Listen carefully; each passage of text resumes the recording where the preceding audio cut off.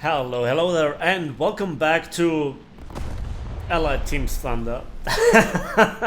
Okay, let's do this again, because later on I'll eat my own words.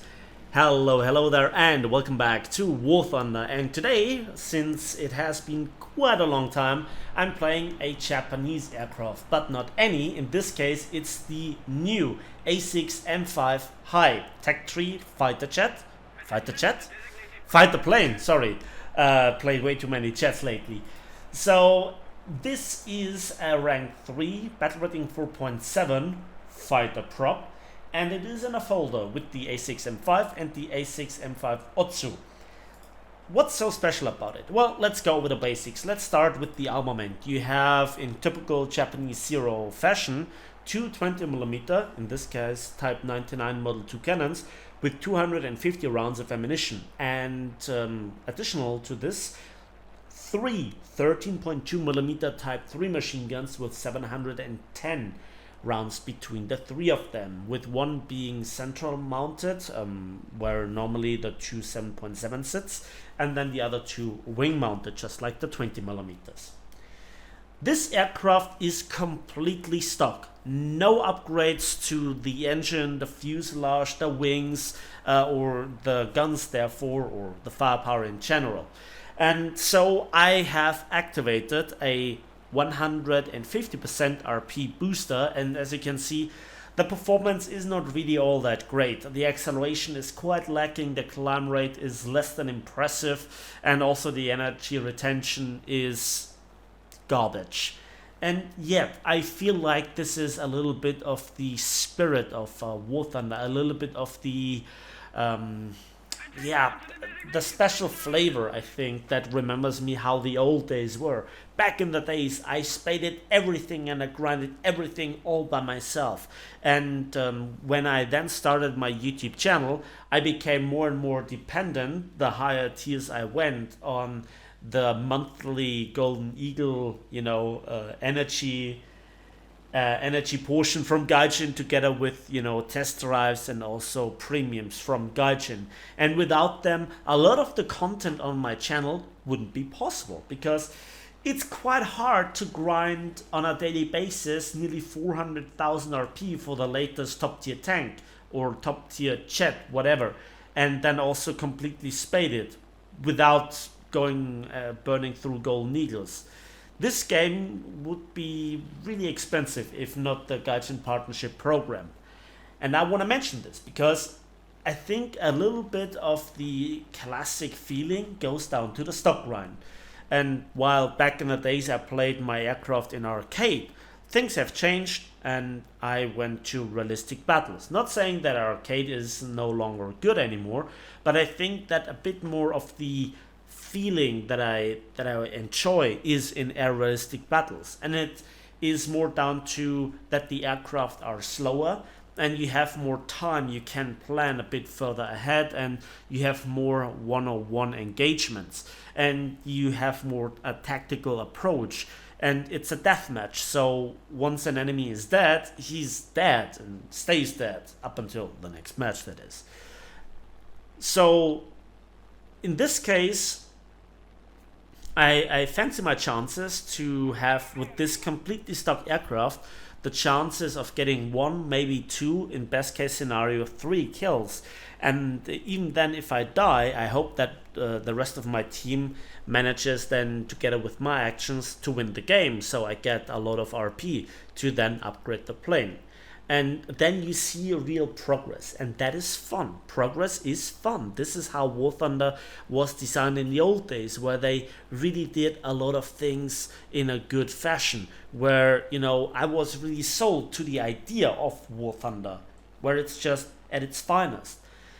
And thinking about the following, this is a map where I can play with my Zero, and on the same map, I played with the Su-17 that has an air start at Mach 1, and where I cross the map in less than 2 minutes and I am behind enemy aircraft with 4 air-to-air missiles. You kind of see the difference. War Thunder is an exceptionally pretty game, especially when I play it at 100 FPS plus on 4K on maximum settings. It's nothing but delicious. It's spectacularly looking, and this gives me a lot of good vibes. This is where I really love the game, and I'm thinking to myself, who to go after? Should I hold altitudes? This is then where you really make the decisions, and where hopefully it turns out rather well. Hopefully, first custom of the day will be that ME410. It's just perfect positioning. He was engaging one of my teammates and he was losing altitude, but he's flying evasive actions, going low, and I hope to pump in some shells. He's opening firing. I got hit a few times and one of the hits goes directly into the engine and I'm smoking. Yes, he's on fire, but this is not good. Ouch. Usually the German aircraft don't really excel in their defensive fire capabilities unless they have the 20 millimeters. Yeah, come on. Yeah, I made him smoke, but that's about it. And then the German 30 millimeters are good enough to really damage my engine really hard. But in this case, I think I have to jump on the Focke-Wulf. Low speed, low altitude, there is only one outcome. So, that is kill number 2, double strike. Hooray! Everything that I've asked for with a completely stock aircraft. And that is like, I don't know, 7 minutes into the game.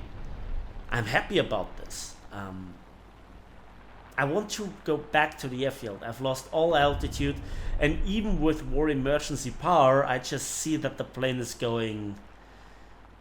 I'm not gonna make it.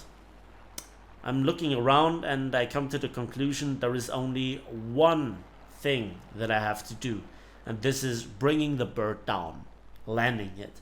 Because if you crash, well, you're dead. If you land, you get some extra RP, right?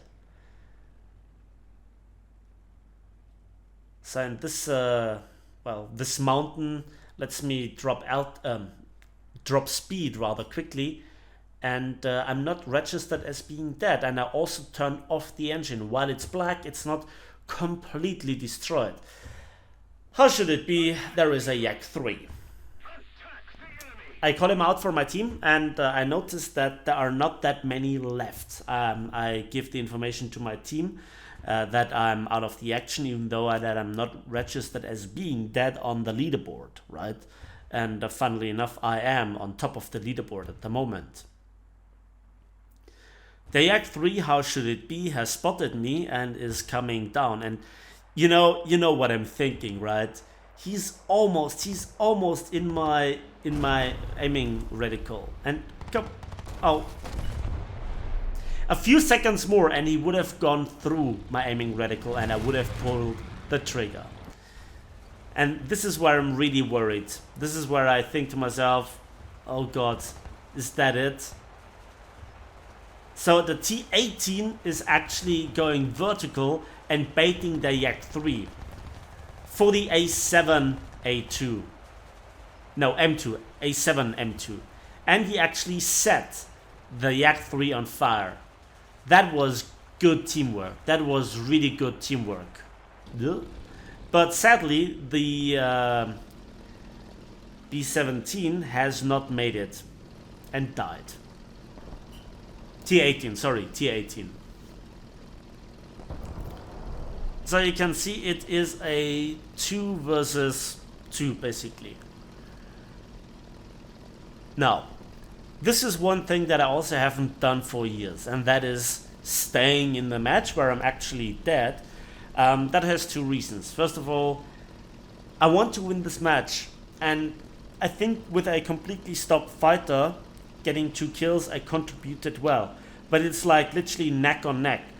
And the A7M2 is a very good aircraft. But maybe I can look around. Maybe I can spot enemies for him and then warn him in chat. I also want to have a look where the F4U4 is, and he hasn't been spotted.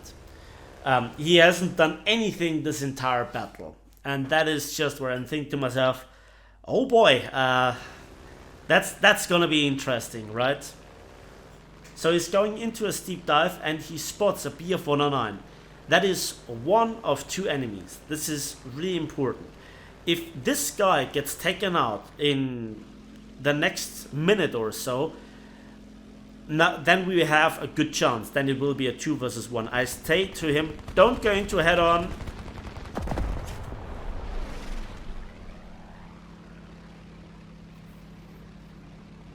Yeah, that was not cool. That was not cool. I thought to myself, nah, he surely is not going into a head-on, because he's in a Japanese fighter. When both planes are on an equal energy level, surely the Japanese aircraft is going into a turn fight. But no, he went for the head-on. And for a moment, I was also worried that this Corsair would rip its wing when he goes full into the dive. But he didn't do this, and he doesn't fly too badly. He tries to keep the altitude advantage, he tries to keep the speed advantage, energy advantage. So now we are in a 1 versus 2, which is less than ideal, but the second plane hasn't been spotted yet, and there is the 109. Corsair also sees him. I also pointed out in chat, and I just hope for the best. I hear the other plane and then quickly type into chat, above you. And he also, well, I hope that he read it or that he heard it for himself, and he doesn't get jumped by the Do 335. Not the maneuver that I would have taken, but he is hot on the heels of the 109. And now we can see the desynchronization, because this is his maneuvers, but you can see the ping, and so the tracers go all over the place, and he shoots when he looks that the BF-109 is not in front of him. So it looks really weird, right? That is 140 ping for you. And he's near the secondary airfield, so that was quite a bit of damage that he put into the BF-109, which fires somewhere. And then just in time he broke off to avoid the Do 335. That's the question. What is he doing now? The BF-109 is turning around, but he's taken damage. He's a bit slower, so it will take a while for him to catch up. The Do 335 seems like he wants to bait for the BF-109, but the BF-109 is not in a position to take advantage of the sacrifice of his teammate, if it was a deliberate sacrifice and baiting, and he actually wants to go for a landing. Seems like he has taken a lot of damage. And you remember how I laughed at the start of the match about allied teams? Once in a while you get scenarios like these. Now it's technically speaking a 1 versus 1, but I don't know why the Corsair didn't attack the BF-109 immediately. But now he goes for the strafing. Kill him now. And so he does. And that's game. And I'm really happy about it. So that was a victory. Thanks for the carry. Credit where credit is due. And so that was my very first battle in the new Japanese A6M5 Hei.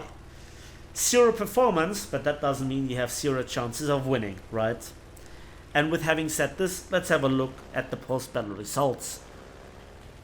And would you look at this, so for my 2 kills, I got a whopping 10,000 RP and 42,500 silver lines, and that with a 150% RP booster. And actually, Wayne John is now just a fraction in front of me, well deserved on place 1. But look at the amount of upgrades that I get from this one first battle.